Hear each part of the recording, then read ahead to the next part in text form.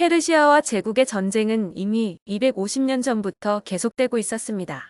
갈레리우스 콘스탄티우스 2세, 율리아누스에 이르기까지 비잔티움 제국의 황제들은 그들의 숙명인양 늘 병력을 이끌고 동쪽으로 향할 수밖에 없었습니다.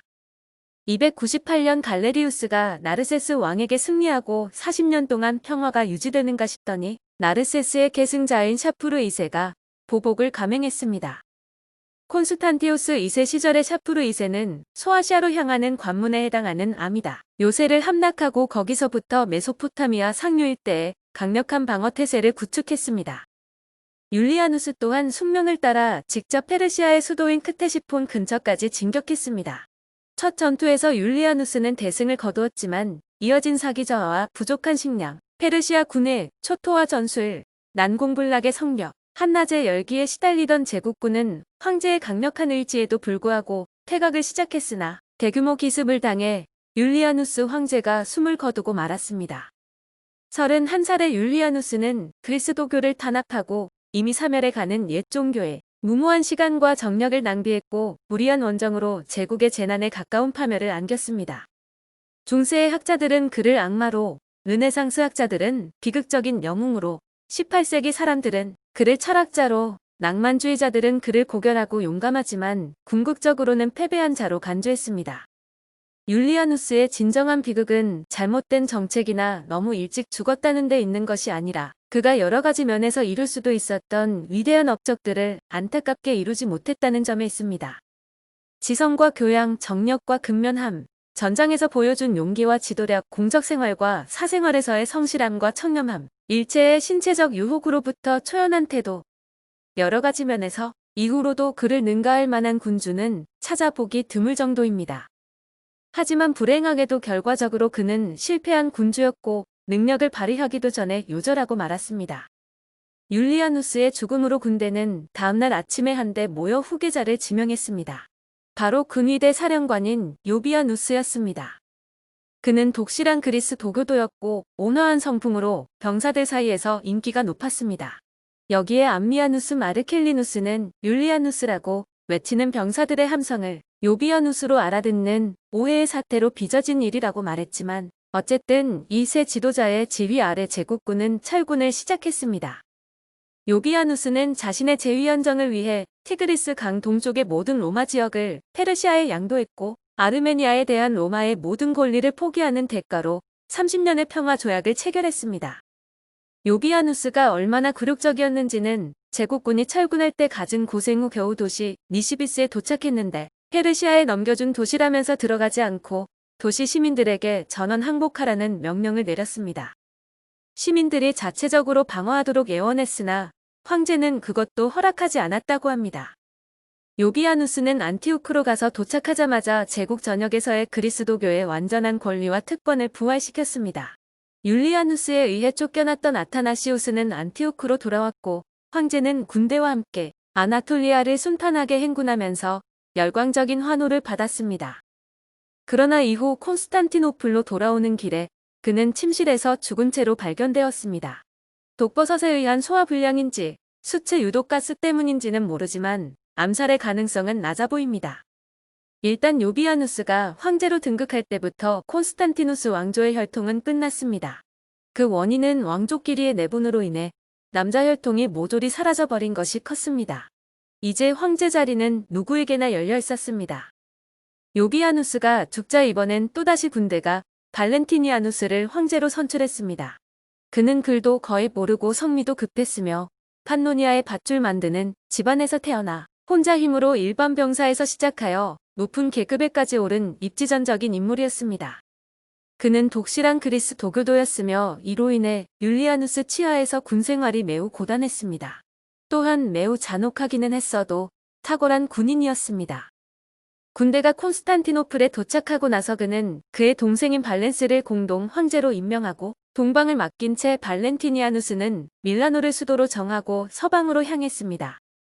그러나 동방 정제 발렌스는 흠이 많은 인간이었는데 일단 아리우스파 신자에다 용모 또한 안짱다리에 올챙이 베이고 눈은 심한 사시였습니다.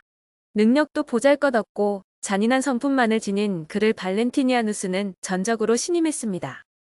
이미 전임 황제 요비아누스가 페르시아에게 동방 영토 대부분을 넘겨준 상태에서 발렌스는 다시 영토를 얻으려 시도했습니다. 이때 율리아누스의 장례를 관장했던 율리아누스의 친척이자 전임 황제로부터 후계자로 지명되었다고 주장한 프로코피우스가 반란을 일으켰습니다. 그는 콘스탄누스 가문에 대한 충성심을 주장하며 콘스탄티우스 2세의 미망인과 딸을 이용하여 콘스탄티노플에 있던 군단을 선동했고 트라키아와 비티니아에서의 호응을 이끌어냈습니다. 경악한 발렌스는 급하게 도망갔고 서방의 지원을 요청했으나 그의 형 발렌티니아누스는 갈리아족과 싸우고 있어 도움을 줄 형편이 못 되었습니다. 발렌티니아누스는 지원 요청을 거절하면서 이렇게 말했습니다. 프로코피우스는 우리 형제만의 적이지만 알레마니족은 로마 세계 전체의 적이다. 다행히도 프로코피우스 세력은 분란이 일어나 제풀에 무너졌습니다. 프로코피우스는 사로잡혀 참수를 당했고 잔인한 발렌스는 혹독한 보복을 시작했습니다. 속주들 곳곳에서 고문과 처형이 이어졌고 발렌스는 백성들에게서 공포와 두려움의 대상이 되었습니다. 종교투쟁 그리고 로마 군대의 피를 흐르게 한 빈번한 내전으로 인해서 제국은 대외적인 위치가 흔들렸습니다. 콘스탄티우스 2세 치하에 이미 메소포타미아 지역에서는 페르시아가 우위를 차지하고 있었습니다. 율리아누스의 원정이 비극적인 결과로 끝난 후 요비아누스는 페르시아와 평화조약을 체결했습니다. 이 조약으로 제국은 아르메니아에서의 우선권을 포기하게 되었고 메소포타미아에서는 많은 영토가 상실되었습니다.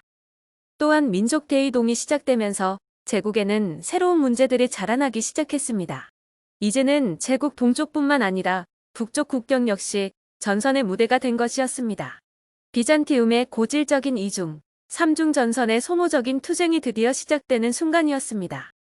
이 투쟁은 이제 제국이 존속하는 한 그치지 않을 것입니다.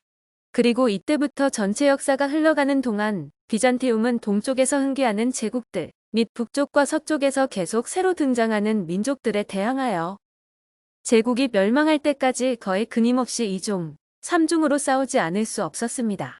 반란이 진압되고 10년간 두 명의 형제 황제는 각자 치열한 전쟁에 휘말렸습니다. 발렌스는 먼저 프로코피우스를 지원하려던 도나우강 인근의 고트족과 싸웠고 많은 요새를 건설했습니다. 그러고는 동방원정을 실시했습니다. 발렌스는 페르시아가 아르메니아의 영유권을 주장하며 침입하자 제국군은 아르메니아를 수비하기 위해 나가 두 제국은 아르메니아에서 맞붙었으나 이때 제국군이 승리를 거두었습니다. 한편 발렌티니아누스는 갈리아에서 여러 차례 야만족들의 침략에 맞서 싸웠습니다.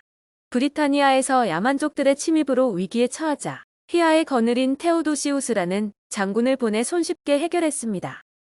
한편 도나우강 건너편에 살던 게르만 일파인 콰디족이 사절을 보내 시비를 걸어오자 발렌티아누스는 사절의 말을 듣던 중 화가 솟구쳐서 뇌졸중으로 쓰러지고 말았습니다. 발렌티니아누스가 죽고 배다른 두 아이를 공동 황제로 임명했습니다. 이리하여 제국은 어린 두 아이와 발렌스, 총 3명의 황제가 지배하게 되었습니다. 이 무렵 제국의 역사상, 아니 세계사의 가장 중요한 순간들 중 하나가 닥쳐왔습니다. 제국이 그동안 접했던 어느 민족보다도 강력한 침입자, 신의 채찍이라 불리는 훈족, 아틸라였습니다. 모든 야만족들이 똑같은 문명을 가지고 있던 것은 아닙니다. 당시 고트족은 상당히 문명화된 민족이었습니다. 대부분은 비잔티움 제국으로부터 아리우스파 그리스도교를 전해 받아 번영하는 왕국으로 발전하는 중이었습니다.